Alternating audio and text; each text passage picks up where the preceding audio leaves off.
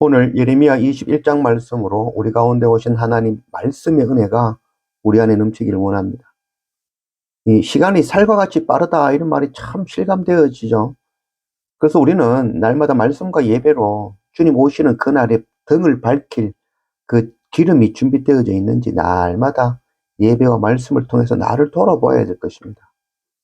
우리는 예배도 하고 선교도 하고 헌금도 하고 교회 열심히 다니니까 괜찮을 거야 라는 이런 아니라는 생각은 정말 위험한 생각입니다.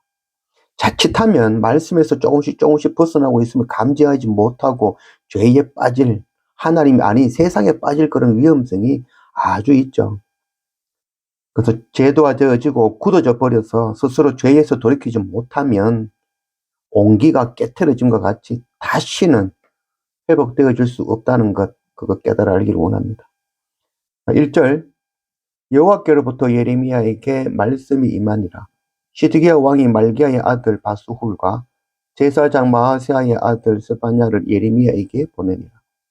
바벨론의 느부갓네살 왕이 우리를 치니 청하건대 너는 우리를 위하여 여호와께 간구하라. 여호와께서 혹시 그의 모든 기적으로 우리를 도와 행하시면 그가 우리를 떠나리라 하니. 어제 우리가 보았던 그 예레미야 20장 말씀과 오늘 21장 말씀 사이는 10년이라는 시간이 지났습니다. 이 10년이라는 시간, 참 짧으면 짧은 시간이지만 길면 상당히 긴 시간이죠. 이 긴 시간은 바로 하나님께서 유대 백성들을 향하여 긍휼과 사랑으로 인내하신 시간이죠. 돌아오기를 기다리시는 그 하나님. 그러나 10년이 지났지만 유다와 또 지도자들과 제사장들과 백성들은 하나님께로 돌이키지 않은 것이죠.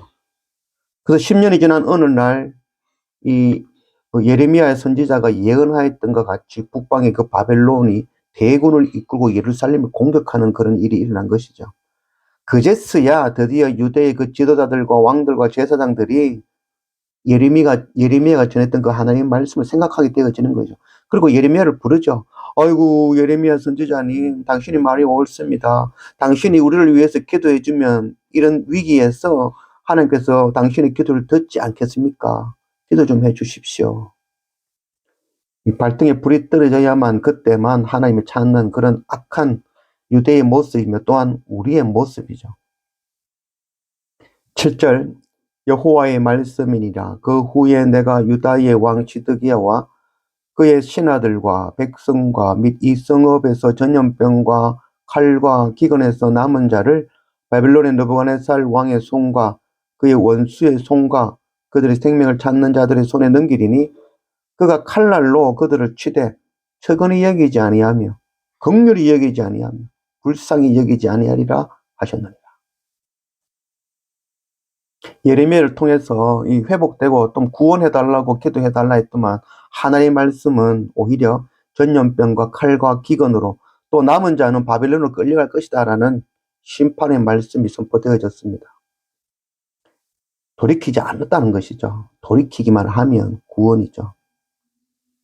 정말 돌이키지 아니하는 그때는 정말 심판이고 멸망인 것이죠. 온기가 깨어져 버리면 다시 회복이 불가능한 것이죠. 우리를 두고 하시는 말씀입니다. 제도화 되어지고 굳어져 버린 우리의 이런 신앙들을 깨트리고 정말 하나님께로 정말 우리가 돌이켜야 되는 그런 시간인 것이죠. 8절, 여호와께서 말씀하시기를 보라 내가 너희 앞에 생명의 길과 사망의 길을 두었노라. 너는 이 백성에게 전하라 하셨느니라.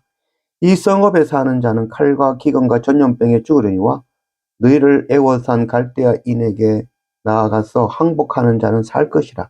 그의 목숨은 전리품같이 되리라. 이 하나님께서 말씀하시죠. 이 두 길을 주었다라고 말씀하죠. 두 길 중에 한 길은 생명의 길이고 또 하나는 바로 사망의 길을 두었다라고 말씀하시죠.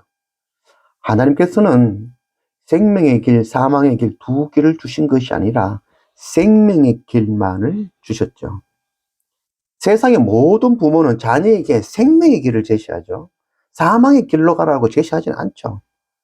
부모는 자녀에게 도둑질, 불의, 강도, 거짓말, 악한 길, 죄의 길을 가르치지는 결코 않죠. 하나님 아버지께서는 우리에게 공의의 길, 생명의 길만을 제시하신 것이죠.